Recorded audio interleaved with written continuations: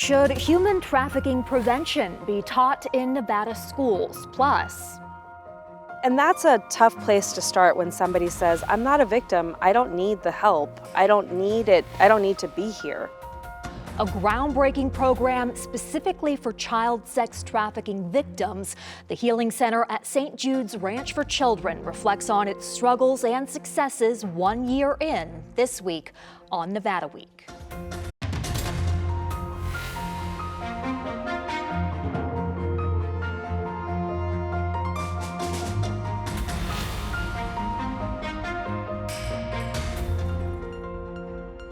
Support for Nevada Week is provided by Senator William H. Herrnstadt and other supporters.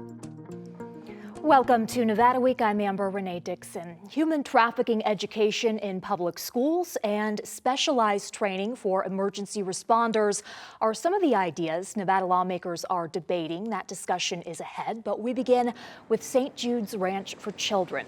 Last year, the Boulder City nonprofit known for helping in housing abused and neglected children expanded its services to include a first-of-its-kind healing center for child victims of sex trafficking. When Nevada Week spoke with its CEO, Christina Vela, she said before the center existed, children suspected of being trafficked were sometimes placed in juvenile justice settings, not trauma-informed care. So law enforcement would recover a child wherever in our community and take them to the juvenile detention facility and book them in with other young people that are there for crimes that they committed. So yeah, that's where girls were ending up. And maybe for a long time, people thought that was the right solution. What have you experienced in this year? Lots of incredible wins with children, one-on-one, these little moments, these little glimmers of hope where you see them start to think different or start to go to our beautiful on-site school and believe that maybe they could graduate from high school or start dreaming about a life free from abuse and neglect. That's an incredible win. Some challenges, right? This first year has not been, beautiful without any problems. There's been challenges to operationalize a program. There's challenges to figure out which kids are the right fit for this program. None of them really want to be here, and we understand, right? That's not the standard of success. We know they would rather be somewhere else. There's rules here and expectations here, and if they're used to not living that in their adolescent life, it can sometimes be tough for them.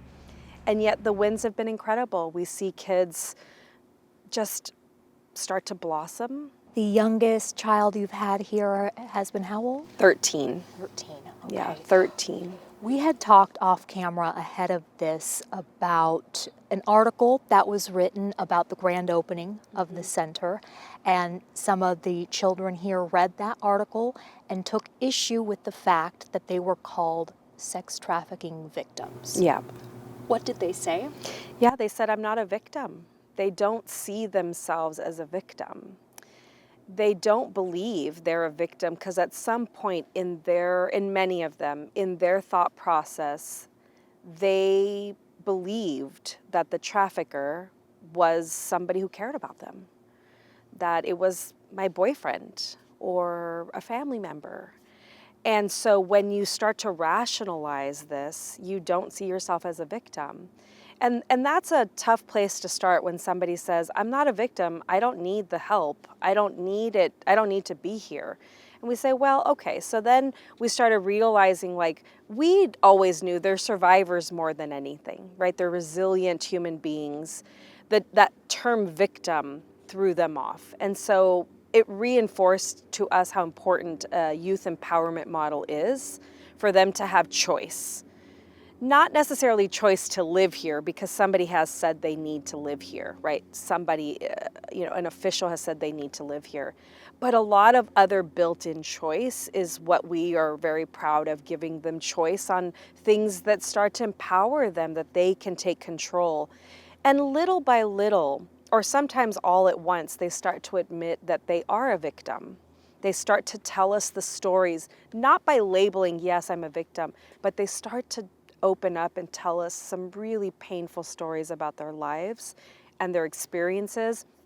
And it's in those moments that myself or others get to say, it's incredible that you have survived all that you have. Some would say you are a victim of abuse or neglect, and try to help them understand the definition.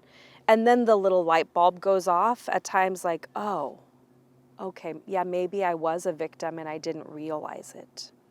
Just getting to that point Yeah. is what, half the battle? Yes. Yes. And then all the healing that comes after that, you would think that some of these children may have to be here for years. Yeah. I mean, the journey of recovery is a year. It's a whole lifetime of recovery. We think this program does best if they're here for about 9 months to a year. And then we want to transition them back into the world. Now, we have to help make some decisions about what's best for them. Can they go to a family member? Can they go somewhere? Or do they still need our foster care support services, which is on our other side of our campus, where then they can start to get reintegrated? Because we've got to teach them how to live in the world and protect themselves. If we kept them isolated too long, then maybe we're not preparing them for the future where they have to be out in the real world. Is this happening anywhere else in the United States? Specifically for the Healing Center? Not this way. There are certainly a lot of programs serving trafficking victims, yes. There are places that have repurposed a home, absolutely. But nothing as comprehensive as what we have created. We haven't seen anything like it. And to have a public high school on our campus seems pretty unheard of. To be quite candid, people across this community, in our own community in Southern Nevada, thought, really? Do you think you're going to be able to get the school district to build a school on site? And we thought, well, when there's a will, there's a way. And I'm so grateful for that partnership. It has really proven to be an incredible partnership. Also, when we spoke on the phone, you mentioned, I think California has reached out Yes. to ask whether you can take some of their children. Yes, yeah. Why? There aren't a lot of residential places for child victims, and when people find us and they realize the holistic, that whole person approach that we have with the school and therapy and homes, I think people are really impressed, because those of us working with this population know it takes a lot of services, and having them all in one place is really, really helpful. Ideally, you would have how many children here at one time? Ideally, we'd like to see between 45 and 50 kids at any given time.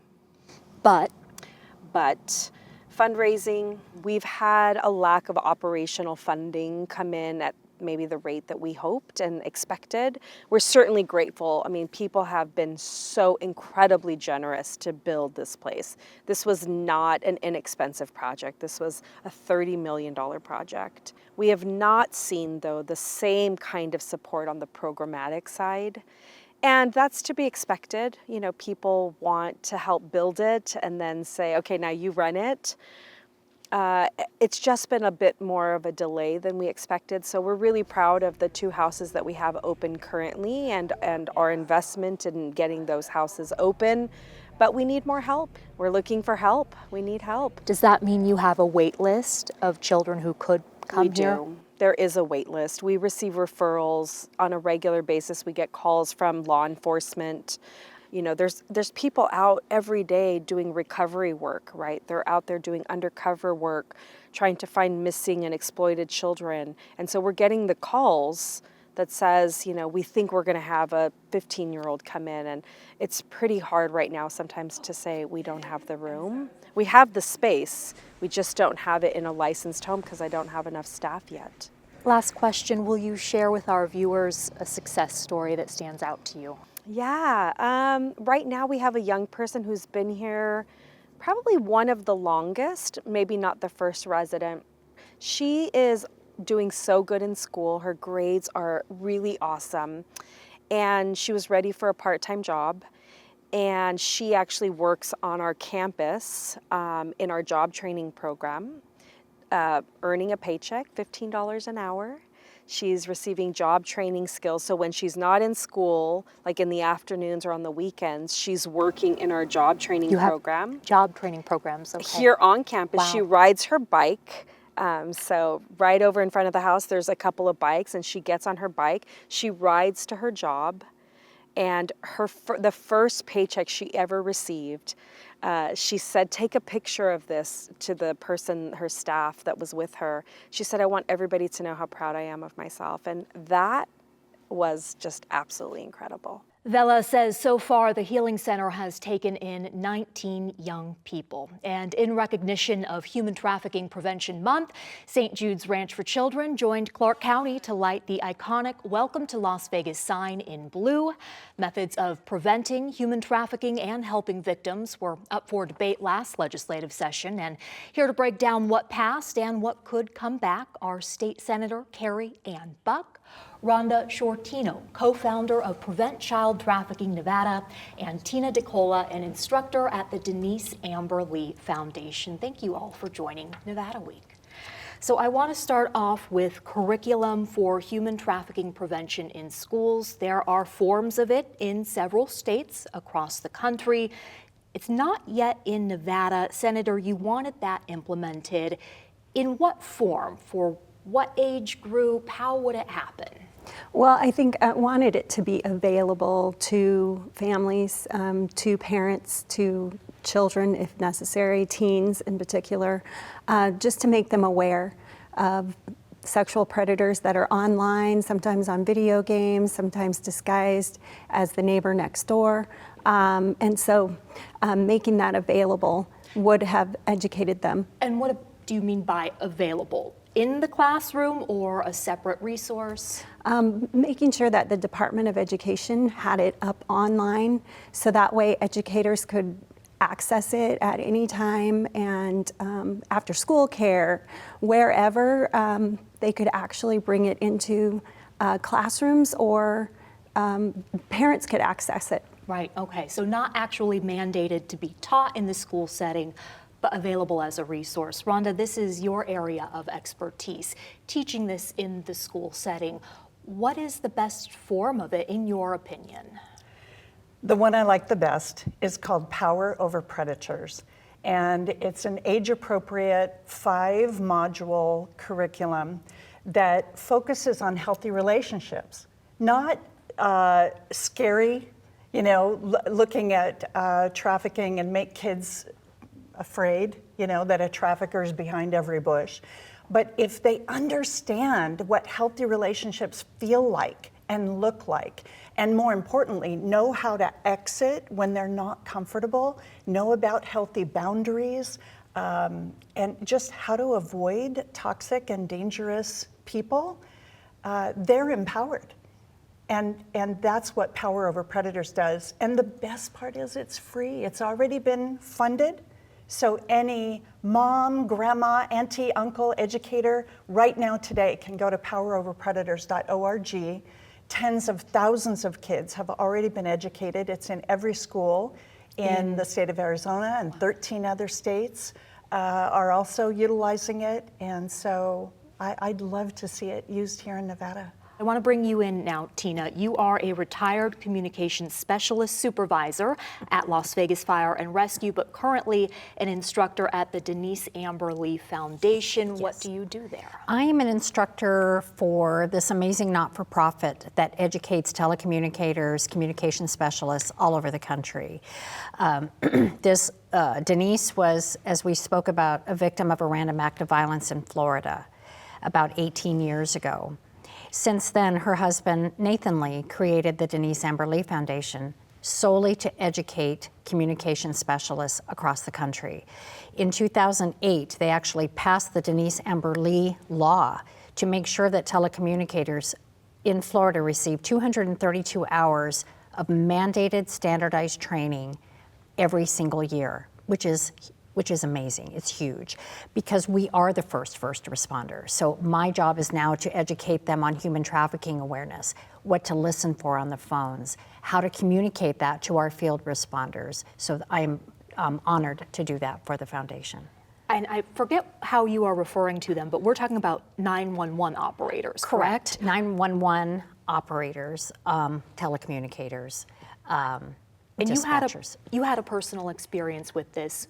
as a 911 operator? What happened? I did. About 8 years ago, I actually took a 911 call from a victim of human trafficking that was kidnapped and brought here. She had called 911, she'd asked for medical, and that's how the call came to me at Las Vegas Fire and Rescue.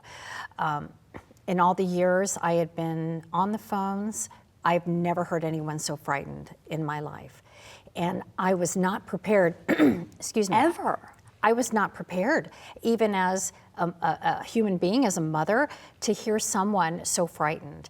And that's when I had done some research and found out that there was no training for dispatchers and very, very minimal training for fire and EMS. And that compelled me to start working with the Southern Nevada Human Trafficking Task Force, Homeland Security, and all these amazing agencies to put together the training that we now have as a standard operating procedure in Southern Nevada.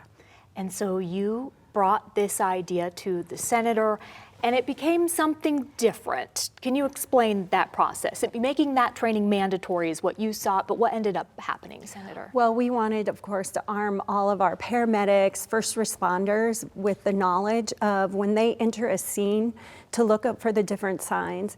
And so that was in the bill to make it mandatory. Unfortunately, it didn't pass as is, but it was placed in another bill. And we were able to add paramedics. So paramedics will receive that because oftentimes traffickers could be armed and the scenes could be harmful to them.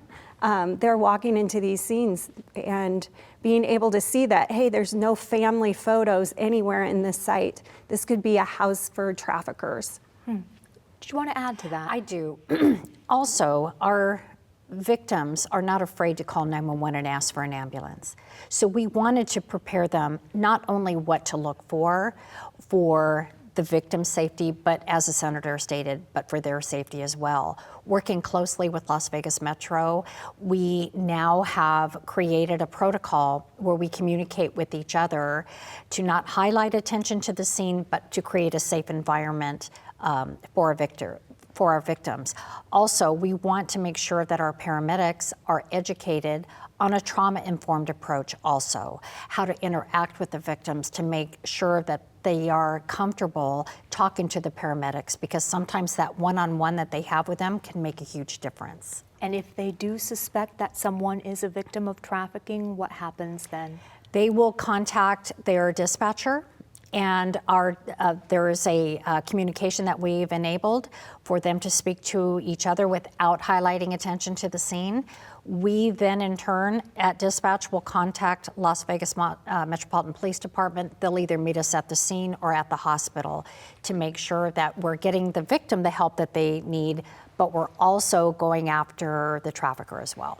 Okay, and so Rhonda, I want to bring you back in because the idea is let's never allow a person to get to that point where they become a victim. What kind of education you can arm them with so that they avoid getting involved in that situation, and how easy is that currently to happen with technology, modern day? Oh my goodness. You know, traffickers are not like what we think of from the movies, right? They're not the scary guy in the white cargo van. The FBI tells us that it's actually less than 1% of the kids who are being trafficked were abducted. More likely than not, kids are lured in by traffickers who approach them with compliments and gifts, and they gain their trust emotionally.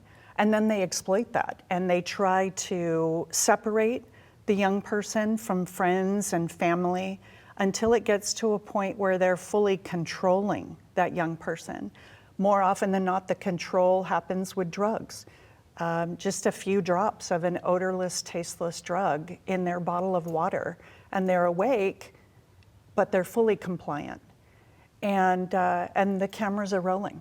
And so once that video evidence exists, the trafficker has that over them, right? I'll show your mom, I'll put it on Instagram, all your friends will know.